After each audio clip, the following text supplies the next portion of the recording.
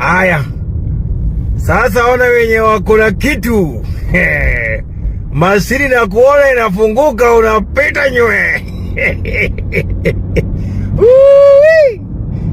Hii economy itabakia watu wawili. Ngoja, mnadhani hii Kenya ni yenu? Hii economy mali imefika itakuja kubakia wenye wanafanya kazi kwa America Embassy na Wajaluo. Munaongeza fuel, mnadhani sisi Omera?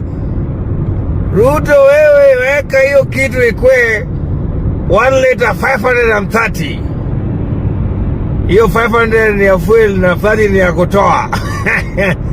Sasa ona wananchi wa kawaida aye wakisi wako hapo kwa jam.